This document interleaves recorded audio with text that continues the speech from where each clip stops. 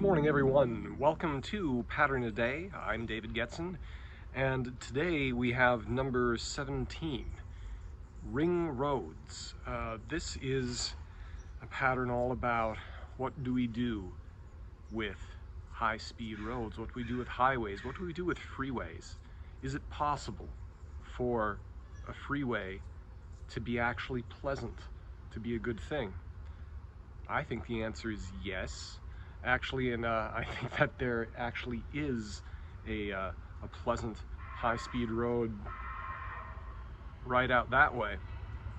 That train line actually crosses it 2 or 3 times. The first high-speed freeway, the first Autobahn in the United States was the Arroyo Seco Parkway, which which goes right here. It starts in regular Pasadena and then very quickly goes to South Pasadena and on through into the edge of downtown Los Angeles.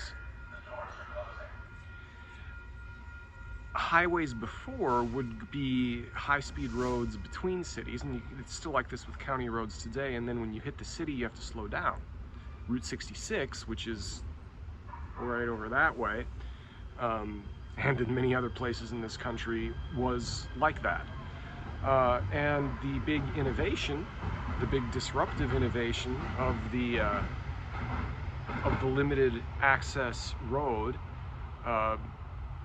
is the whole idea that even if you go through a town, you're restricting the access to cars only. There are no sidewalks, and you have these special entrance and exit ramps, and that's what made the consistent high-speed car travel possible. But as we all know, it causes real issues, can destroy neighborhoods.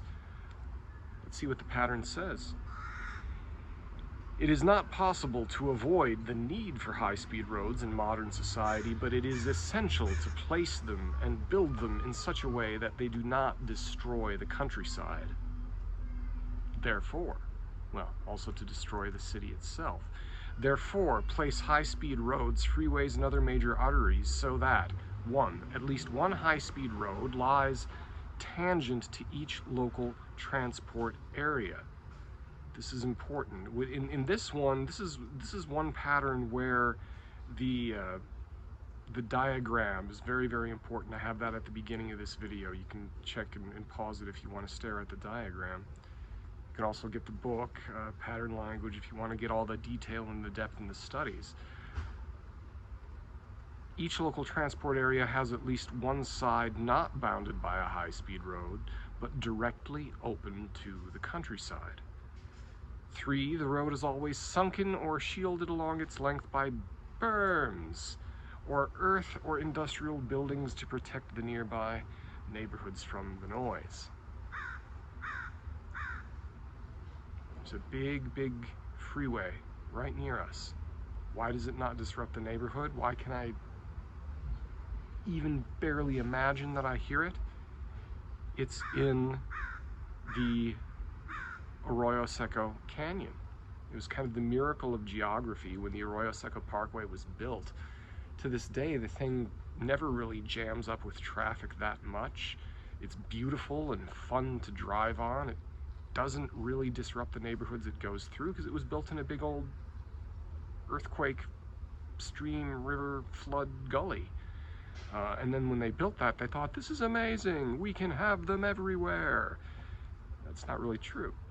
So here they're talking about building the ring around the community and having the highway fit into the geography. This is a very difficult ideal to achieve.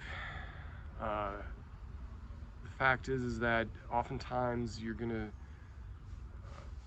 be disrupting something with these roads to be able to have these berms.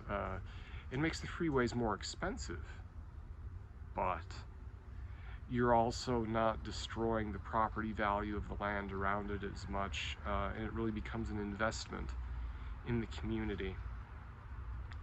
But yeah, the idea that it would get close to and touch the transport areas. In the previous video, we discussed how you can have kind of an intermodal nightmare where the highway gets too close to the transport areas and you have to, wait. Sometimes it can feel like you're waiting 10 minutes to cross the streets and the lights and the highways, and you get on the platform and the cars are zipping past you and it's just too loud and unpleasant.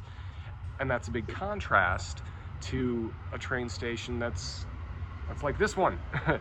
Train station that's like this one, which is a very short walk away from nice apartment buildings across the street, lots of people's houses, a bunch of businesses that come right up to the station. Even in this pattern, this is one of the criticisms I'd have of this. If you have the freeway get close, get tangential to the transport node areas, I would say that you need to keep the freeway a certain distance, maybe 1/4 of a mile minimum, away from the transport areas. But we'll see. And the next pattern, you can stay tuned next time for Network of Learning, talking about the shift in gear, talking about how the different types of schools and the communities connect to each other in this post-shutdown, post-centralized office era. I think this is going to be an illuminating pattern to look into. So stay tuned tomorrow for Network of Learning next time on Pattern a Day. Like, share, and subscribe, tell your friends, check below, and thank you for listening.